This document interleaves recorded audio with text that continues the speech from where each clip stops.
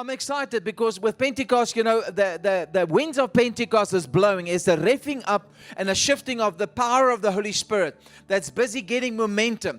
It's a celebration of the outpouring of the Holy Spirit. And therefore, in this season, what we all need to get and achieve is only through the power of the Holy Spirit.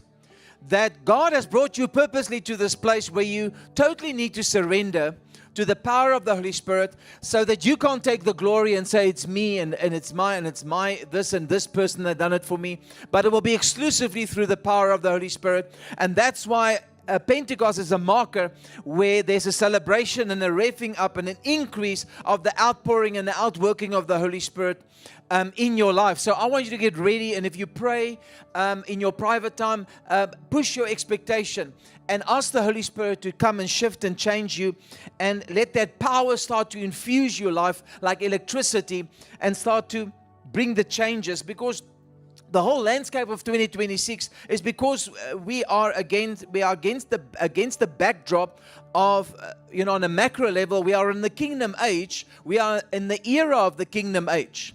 And the kingdom age is a time where God says it's my time to shine and my time to rule. And that's why everything is shaking in the planet. So this Pentecost this year is against the backdrop of the biggest season of the kingdom age, which is a season of kingdom rule and power. So what God is saying, you're going to see corporately and individually a greater revving up of my power manifesting.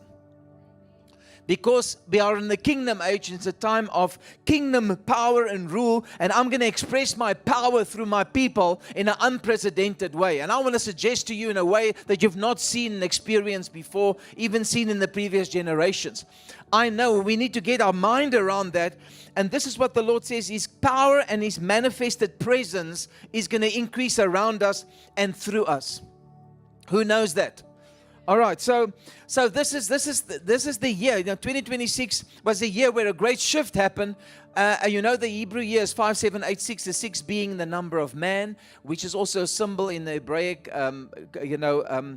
alphabet of a Vav, which means that God's focus is on men, on us, to do something and infuse us so that heaven can come down to earth through us. That's what it's all about. Heaven invading earth through us. So there's God doesn't come down and do it Himself. Who knows? He uses us. So He wants to set you on fire, bring heaven to earth through you in an unprecedented way to display His power. The question is, are you ready? Are you vessel? Is your vessel positioned clean? Is your life positioned to be able to be trusted with God's power? If I have power or incredible, because God's power is sacred. And if people can't deal with His power or handle His power well, they're going to abuse it, right? So God is not going to release His power to people that is going to abuse it and that cannot contain the weightiness, because God's power or glory is weighty. It's sometimes so weighty, it's too much for your human body to contain. And God is going to want you rightly positioned, and you need to be ready to be a conduit of that power. So that's what we need to do. And we have to position ourselves, because the tangible and visible manifested presence of the Lord is going to increase in this season.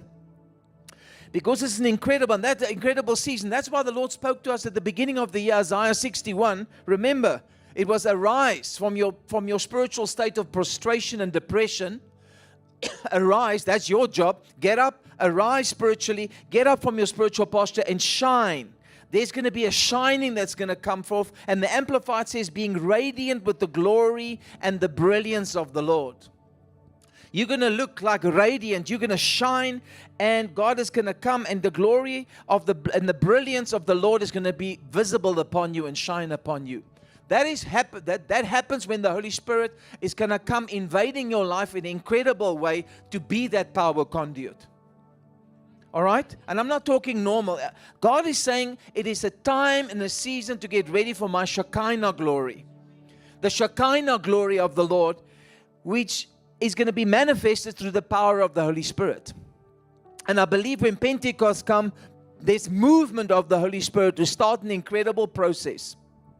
What God has said, corporately and individually. You're going to see the glory of the Lord. So Shekinah glory, you said, Anton, what is Shekinah glory? Shekinah glory is the visible, say visible, the tangible presence, manifestation of God's power, of God's character, and of God's goodness that breaks into our natural. The key for me is, listen, we've been in a season, the seer prophets say, oh, I see an explosion in the Spirit. Oh, I see the Holy Spirit does this, but everybody around them cannot see it. You might experience a little bit of the tap, but we're coming in a season where there's going to be an expressive, visible, tangible manifestation of God's glory, because God is coming down to show the people around there that He is real. And in a season of kingdom rule and power, there's going to be great manifestations like you've never seen before. Do you remember in the Old Testament, the visible manifestation of God's presence, where a supernatural, amazing God came down and there was things shaking? Remember at Pentecost on Thursday, I said there was a physical shaking. They could, New Testament and Acts 2, they could hear the wind. They could feel the shaking. They could see the fire on the people's head. I mean, sounds like a sci-fi movie. Can you imagine how it was? It was incredible. And God's manifested presence and glory was an everyday or was a regular occurrence in the Old Testament. Can you believe that you are traveling? Old Testament. What did I say? The Old Testament. It was a regular... In the Old Testament, it was a regular occurrence, because remember, you move with the Israelites, there's a pillar of fire, there's a cloud by day, and I mean, can you imagine you have a pillar of fire above your head? And as you move, the cloud moves, the pillar of fire moves, the Red Sea open, water comes from a rock, fire comes from heaven and touches an altar. Can you imagine the wildness? And then they would worship the Lord, and the glory of the Lord will come into the meeting of the tent, into the tabernacle. They would just see this cloud coming in. Wow. Say wow. Can you imagine? Just wow. And this is on a corporate level. Individually, people like Moses had incredible encounters with the Lord. We see in Exodus 34, God visited Moses on Mount Sinai, and God spoke to him. And you know, God's glory and power and brilliance and His light is so much that when people would exposed to that, you know, in the natural, they would die. It's too much to look at. So God came in the form of a cloud, and He was spending 40 days with Moses, where Moses had face-to-face encounters with God. In some of the scriptures, he said, God, can I see you? And then he held his hand before his face, because it was just the brilliance and the light of God was so incredible. And he put his hand in front of his face, and when he looked back, he just saw God's back moving around the corner. And I want to say to you, what happened to him, he was just God in the cloud. He was physically transformed. He was illuminated by the glory of God. It's such an extent when he came down the mountain, his face was glowing that the people were scared of him. And he had to put a veil. When he spoke to God, he took the veil off. He had to veil his face because he shined so much. Can you imagine you walk into the shop and whatever, and you're shining. There's radiance of glory around you because God has just spoken to you, have just touched you. The Holy Spirit has touched you, and you look like a Muslim lady because you have to put a veil on. No, I'm just joking. We're not going to go there. All right. And they were frightened. So in the New Testament, God's glory was manifested physically on earth in the person of Jesus Christ. In the New Testament, the glory of God was physically manifesting through the person of Jesus Christ. But when Jesus went up to heaven, what happened?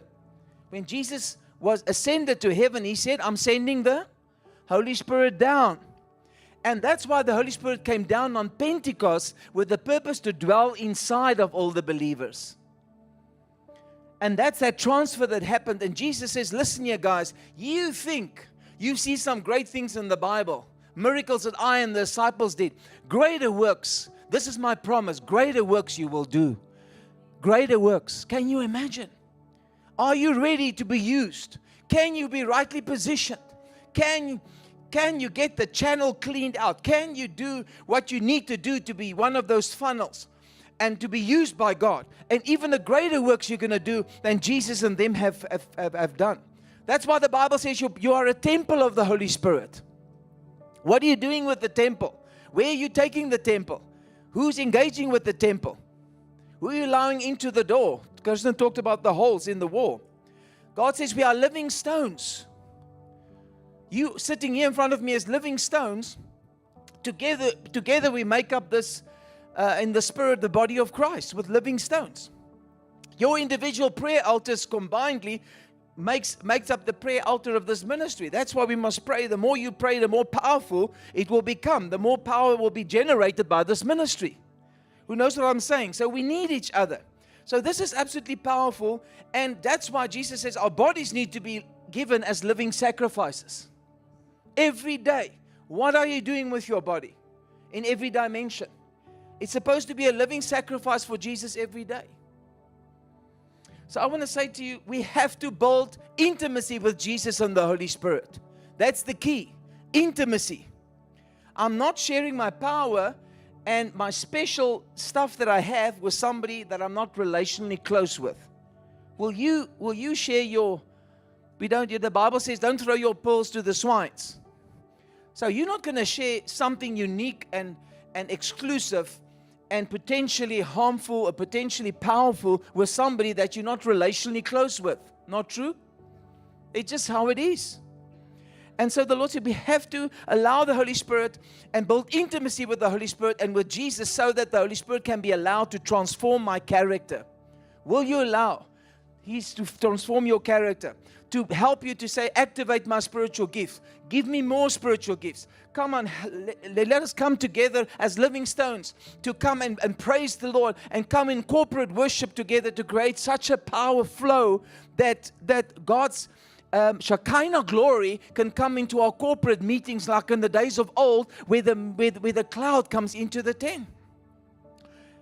Many years ago, we went to a conference, and it was an open heavens conference. And as it was 3 days, and as the conference was building up, we could feel the atmosphere charged. The more it goes on, the more charged and the more angels were there. You know, if you pass out, I'm rent a crowd, you know, so I come through the doorway and I already pass out. Kari is not like that. She says to me, I want to pass out if I really feel that's really authentic and there's an angel next to me. Okay, so I'm saying, oh Lord, take me. She says, you know, okay, if the angel comes next to me, then you can't do anything about it. Goodness gracious. It was such electricity. And on the last night of the conference, even after it finished, and of the 1,000 people, there was 300 left. Suddenly, on the one side of the room, a glory cloud, like a swirling mist, started to form.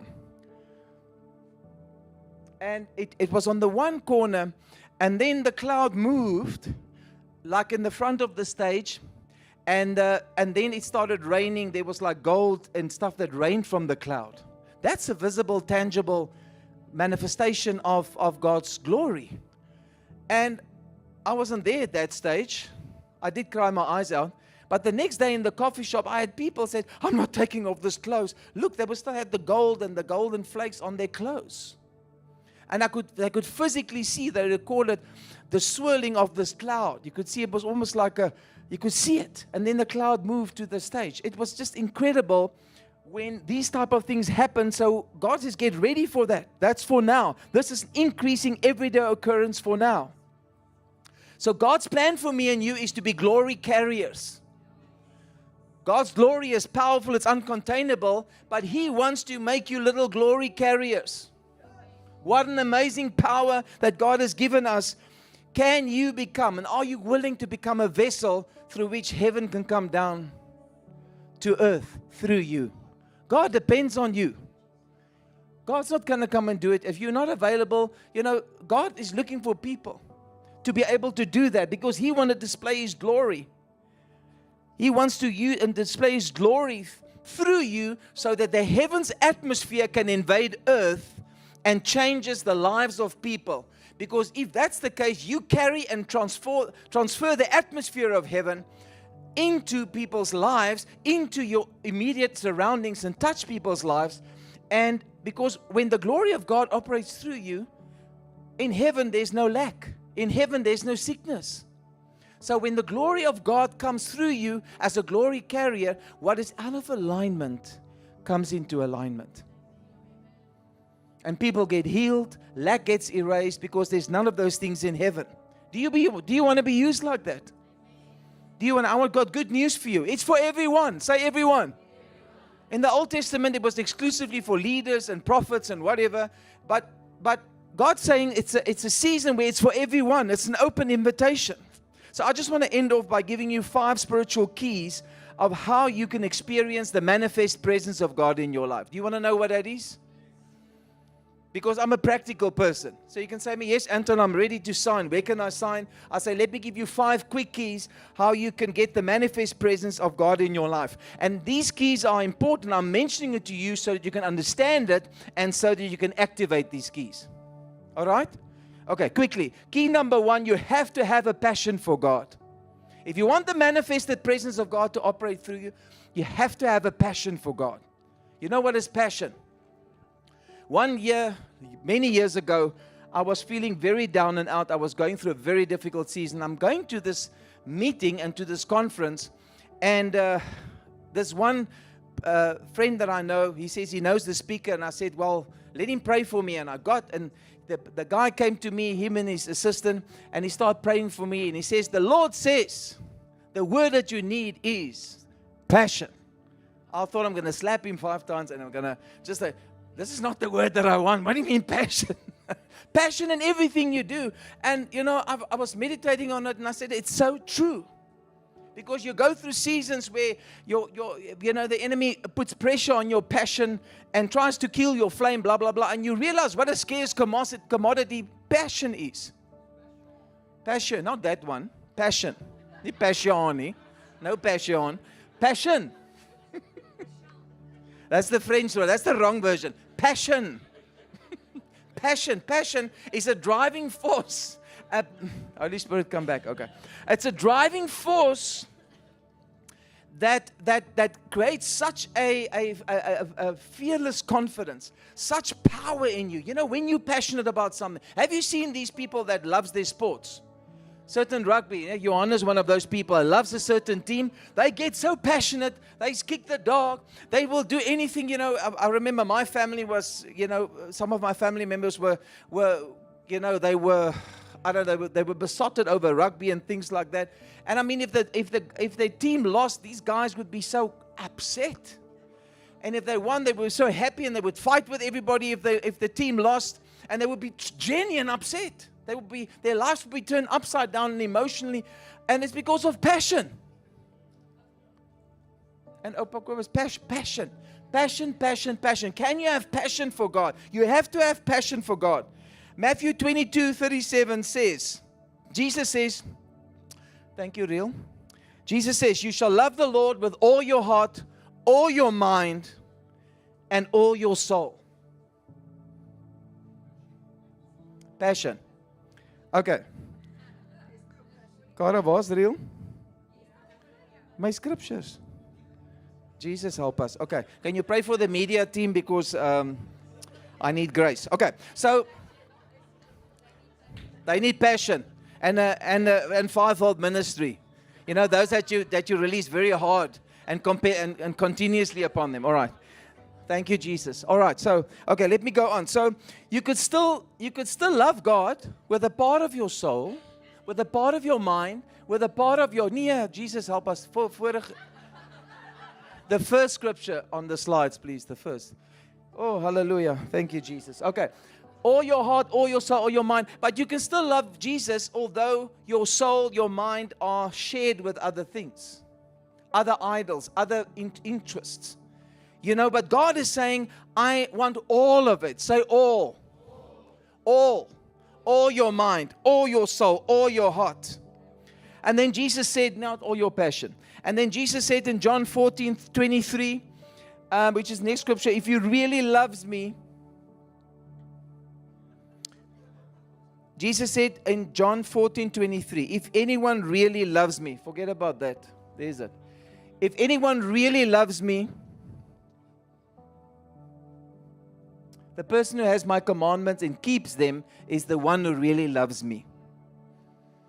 The one who really loves me will keep my word. And my Father will love him and make our dwelling place with him.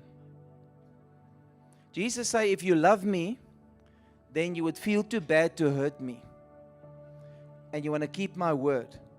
It's like if you love your mother, you love your wife, you love your dad so much, you don't want to do anything to hurt them, disappoint them. You know that feeling? You do everything not to hurt and disappoint them. This is how we should feel about God and about Jesus. I want to be obedient because I love Him. I want to keep my word because I don't want to hurt Him. It's not a legalistic thing. It's not a thing I have to keep the rules and God is checking me. No, it's because I love Him. I want to keep His word because I love Him. And then the Father loves you. Jesus loves you. And the Bible says, I want to make my dwelling place in you. What does that mean? The root word of the word Shekinah means to dwell. He wants to dwell in you, wants to tabernacle in you.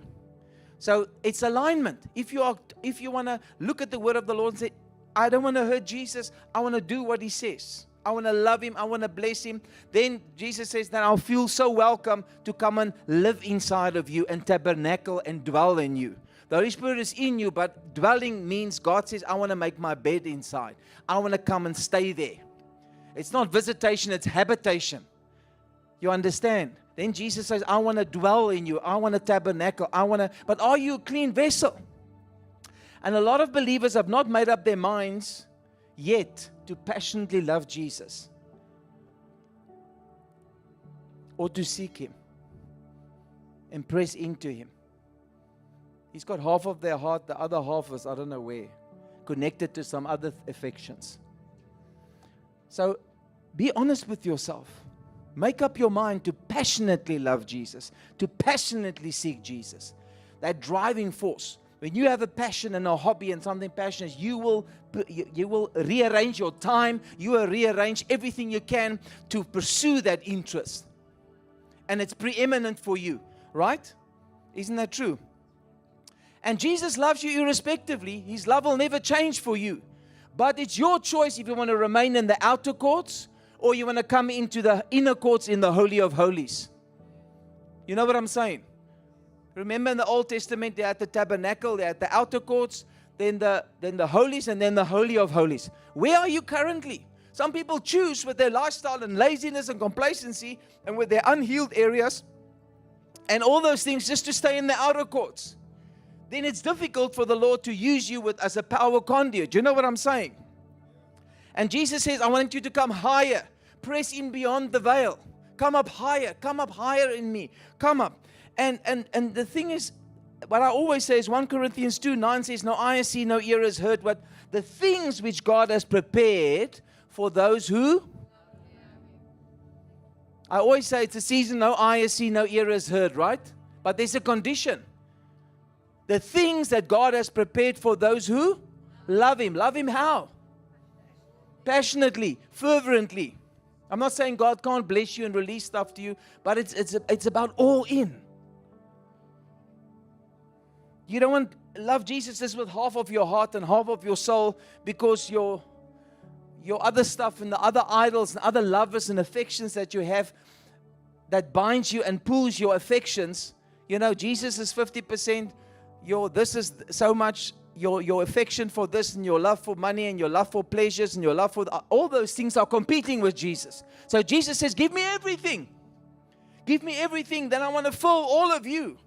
And even believers loves other things and even spiritual things more than Jesus. I could be a pastor and I could love the anointing more than I love Jesus.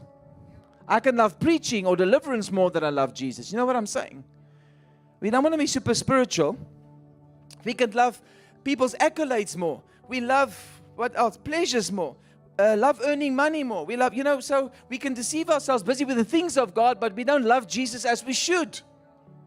And you love the things of God, but you don't spend that affection on Jesus. We must be very clear. So to what degree do we love Jesus? It depends on the passion. The passion you display, because passion will make your love deeper for Jesus. So you may say, Holy Spirit, give me a passion. Give me a passion. And listen, proximity and closeness is relationship dependent. Né? Think about your relationships. There's some people in your life, some relationships that are so close to you. When they come to your house, you say, kom in my kamer in man, kom help my sommer aantrek. Some people are close, some friends. Come in my room, I'm just busy getting dressed, you can help me, come and sit here on my bed. Okay, because it's relational. There's a closeness and a proximity, but not for other people. For some people, they don't own your house, but you've given them a key. Take my key and go and look in that cupboard for me. There. You get my 5 panties, 3 bras, and my whatever, you know. And it's personal stuff, but you don't mind because they're going to fetch your personal stuff.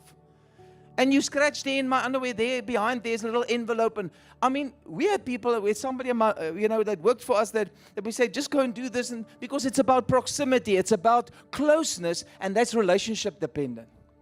So the closer we are with Jesus, it's about that. It's that closeness, more access because of your closeness and passion. Jesus wants all of your heart. And working and building intimacy comes at a price. It takes discipline, consistency. A marriage takes work.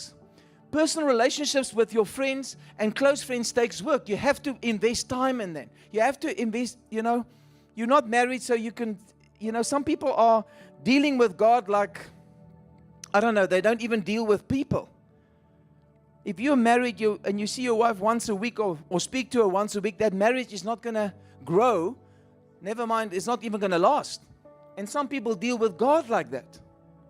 How do we have to build intimacy daily so that we can come and build intimacy? It takes discipline. You're sometimes not in the mood to pray. You're not in the mood to love on God. But push yourself. Build relationships. Speak to Him. And you know what helped me a lot is to say, I said, Holy Spirit, I ask you to give me more love for Jesus, supernaturally. Holy Spirit, infuse me with supernatural love for Jesus, more love for God. Go and read the Gospels where Jesus dealt and Jesus spoke. When you read how Jesus spoke and what He did and He cried, I mean, it's so, oh wow, it's so close. Jesus is so special. Look how He wept. Look how nice He spoke to this one. Look what He did there. And that, when you read the Gospels, you get an idea who Jesus is, and it brings connection. This is the first key. Do you have it? Passion for God. Second key for securing the manifest presence of God is a desire to please God, which equals total obedience. Passion for God, not passion, passion for God, and then total obedience. A desire to please God. Everything you do every day is your focus is to please God. Every decision that you make is, do I please God with this decision? Do I please Him with this money decision? Do I please Him with what comes out of my mouth? Do I please Him with the way I do business? Do I please Him how I deal with other people? How do I represent Jesus to other people? How do I represent the kingdom? John 8:29 says, Jesus says, and He sent me. That scripture is also there. John 8:29. Jesus says, let's give them a chance. Going. Oh, hallelujah. Jesus said, and He who sent me is the Father, and He has not left me alone. Wow. Because I always do what pleases Him. Jesus says the Father didn't connect with me and were tied to the hip with me and was always with me because I'm Jesus. No, He did it because I did what pleases the Father. I do what pleases the Father. Isn't that powerful? It's my passion to please Him. Then John 14:21 says, the person who keeps my commandments, who really loves me, and whoever really loves me will be loved by my Father, and I will love him and reveal myself to him. Isn't that powerful? The person who really loves me will be loved by the Father, and I will love him, and I will reveal myself to him. Do you want Jesus to reveal yourself to him? I've read books of Jesus in His glorified body stepping into people's rooms, not looking at them, touching them, not even speaking to them, and those people's lives were transformed. They're lying under the power for days just because Jesus walked into their room. I'm saying, God, let that encounter come again. Jesus, come and manifest and visit me in your glorified body and come and touch me. I'll never want to be the same again. That's what I'm saying. This is what happened. And this is what Jesus says, I want to come and I want to reveal myself to you. Ezekiel 33:31. They come and sit before you as my people. That's now you. and they hear my words. But they do not practice them. For with their mouth they express loving devotion, but their heart goes after their unlawful gain or covetousness. So people sit in the church and they sit before me. You hear the word of the Lord like tonight, and you say with your mouth, oh wow, that's so amazing, let's do this. But your heart are disconnected. Your heart when you walk out here is going after covetousness, going after unlawful gain. It means ungodly desire for stuff and for worldly pleasures and for things. Your heart is connected to it and not to God. And this is what I'm saying. Your heart is far from the Lord. So we need to focus and say, where's my heart? The Bible says people worship me with their mouths, but their hearts are far from me. And God looks at the heart. And the heart is, that's why God says, either me or mammon. So, oh, Jesus, I love you, but mammon has got control of your heart. And God says, you can't serve two masters, either one or the other. Key number three to secure the manifest presence of the Lord. We're coming to a close. You have to cultivate intense moments of prayer and worship. You must cultivate intense moments of prayer and worship. Say intense. I need to be intense in my praise and worship. David says in Psalm 63, God, it's with a deep longing that I will seek you. My soul thirsts for you. I have gazed upon you in the sanctuary to see your power and your glory. My joyful lips shall sing praise to you, and I will lift my hands in your name. This sounds to me, because David was a worshiper, this sounds to me like passionate worship. Goodness gracious. And this is what happens when Paul and Silas prayed. Remember, they were in jail, Paul and Silas. And the Bible says in the midnight hour, they prayed violently, and they worshiped violently as well. This is intense. Can you pray intense and pray and worship intense? Ascending word. That's what we need. Intense. Can you push it out, baby? Because what they did is they were in jail. They shifted their eyes off the circumstances and of the chains. And in the midnight hour, they started to pray and worship intensely. That created such an effect in the spiritual realm and a reaction in the spiritual realm that God Himself came down and caused an earthquake, and the Shekinah glory of the Lord shook the whole prison. The Bible never said an angel came to open the jail. Angel came for Peter, but God Himself, this intense prayer and worship provoked God to come to town Himself. And He shook the whole prison with His Shekinah glory. An earthquake manifested, and the shaken the foundations, and all the prisoners and all the chains fall off, and everybody was released. And the guy that was guarding them wanted to commit suicide. Because now I'm in trouble. Because all the people in the jail got free. And then Paul and Silas said, no, let's calm down. Come, let me take you to a house. I'll explain to you what's going on here. All right? And then they got him born again and everything. Isn't that amazing? So worship and prayer shifts the atmospheres around us. When the atmosphere around you is gloomy and demonic because the enemy wants to control the atmosphere, you shift the atmosphere. You are atmosphere shifter. You have to master the art to control and shift your atmosphere. Sometimes I come into a place I feel, We don't want to be a victim of the atmosphere. You take control of the atmosphere. Key number 4 to secure the manifest presence of God. You have to walk in humility. Number 4, there's one left. This is the keys. Psalm 34:18 says, the Lord is near to the brokenhearted, and He saves those who are crushed in spirit.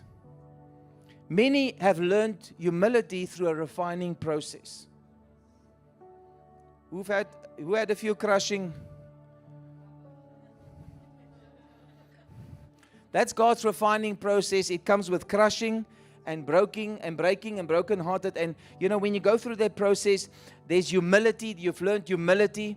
God has stripped the things off, and God has pulled out pride and stuff, because pride and glory doesn't go together. Who knows what I'm saying? They don't go hand in hand. And we have to have a posture of thanksgiving every day. Come into my courts with thanksgiving, gates with praise. So when you pray in the morning and you say, Jesus, I love you, Father, I love you, the next, go into thanksgiving. Go into a posture of thanksgiving. Say, Lord, thank you for everything that I have. Thank you for everything that is working. Don't focus on everything that's not working. Say, what is working? Thank you, God, I am only here, and I am who I am through the grace of God. Yeah? I am nothing without you. I've been in seasons where I thought, I'll never go this and that, and I'll never be in a situation like that, and whatever. And then you get into situations that you never thought you're going to be exposed to. And we realize the vulnerability and and just the things that you're being exposed to. And I just realized, we're nothing without God. There's just a frailness about us. So we have to fight. We have to fight pride in our life, like our life depends on it. Prideful attitudes. And we have this humility and constant daily attitude of thanksgiving, just submitting to the Lord and say, Lord, you are everything.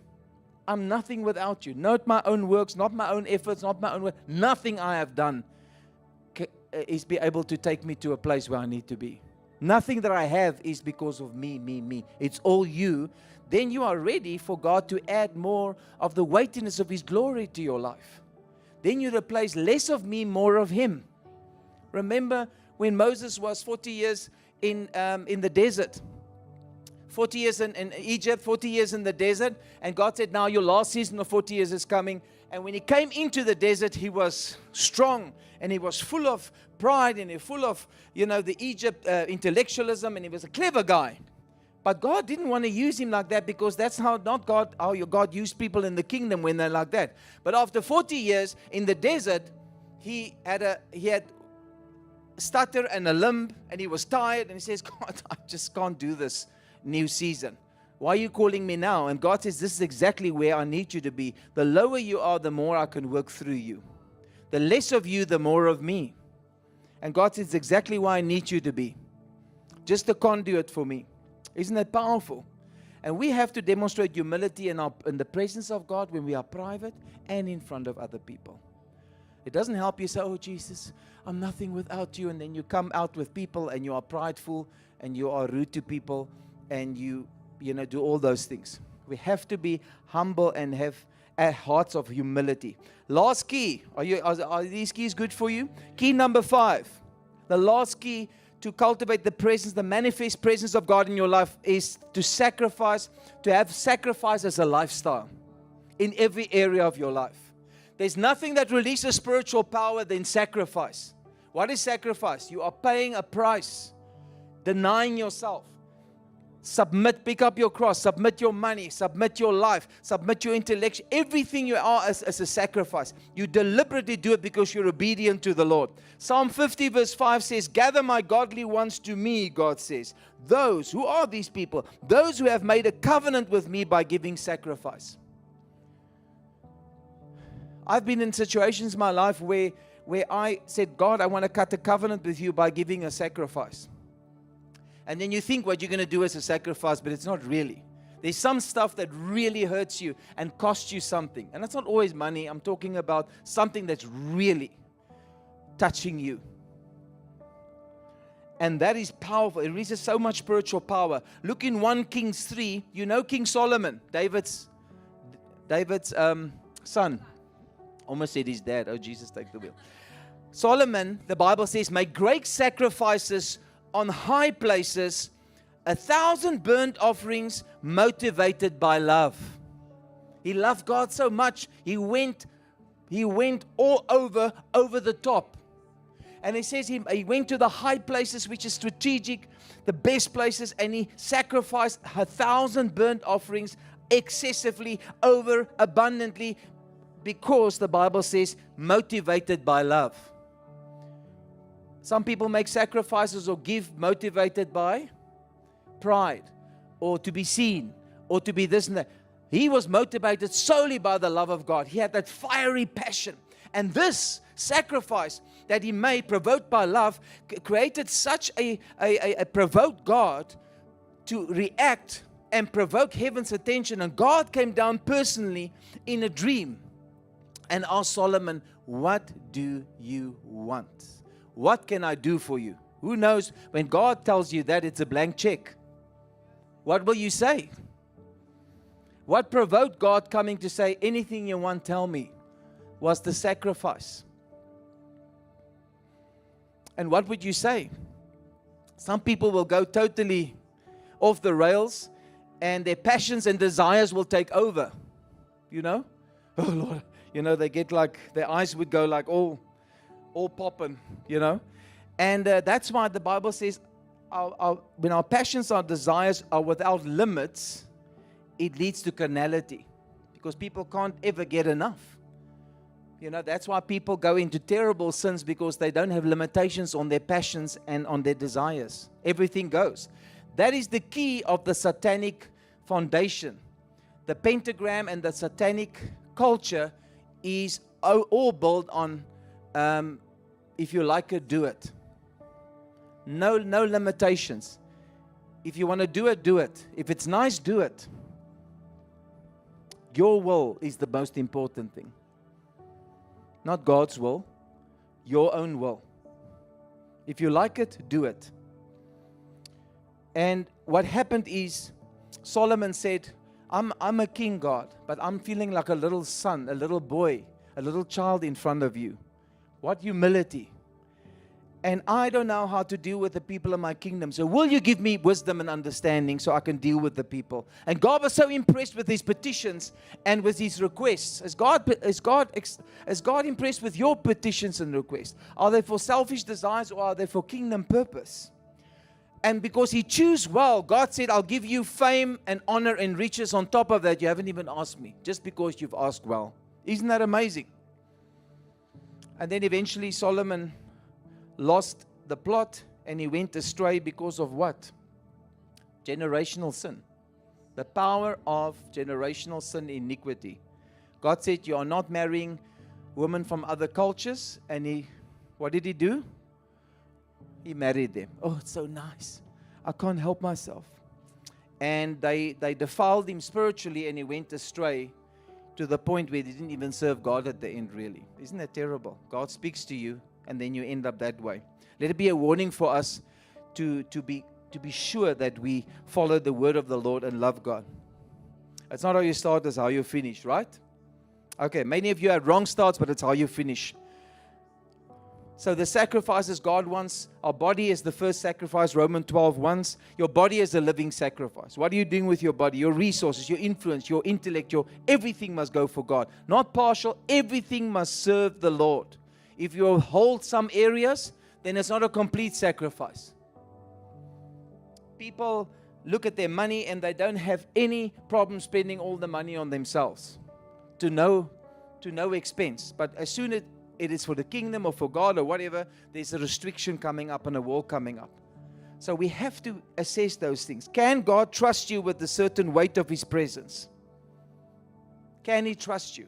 Some people are totally disqualified just because of laziness, or they've got an excessive passion for, or interest for comfort and just for doing their own thing. Because if you pursue the glory of the Lord in your life, it will cost you everything. So I want you to look at these 5 keys, and I'm done. We're going to pray, but I want you to ask and assess this, and it's choices you can make. And say, Lord, I want you to use me as a conduit of your glory in this season. I want to be used to bring heaven down to earth. But it will cost you everything. It will cost you the things of the flesh, the things of the comforts of the world. It will cost a lot of sacrifice.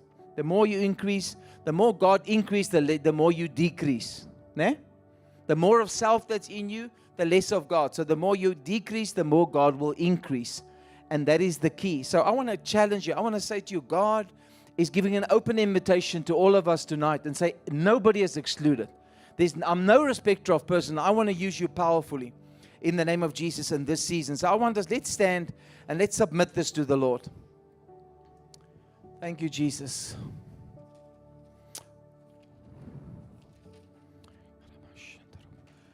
Okay, are we ready? Pray after me. Say, Father, I thank you for this word. Lord, I thank you that I want to be used in this season to fulfill my design as a glory carrier. I thank you, Lord. I know And I acknowledge the only reason I was born is to glorify God, for no other reason. So Father, tonight, whatever is blocking me, whatever is standing in my way, I declare tonight, I'm willing to be used by God in this way. Father, tonight, I ask by the power of the Holy Spirit, will you help me to come in alignment and to bring the shifts in my life that is necessary to be used as a conduit for the manifest presence of the Lord. Holy Spirit, ignite the flesh flame, fresh passion, birth fresh passion in my heart again for the things of God.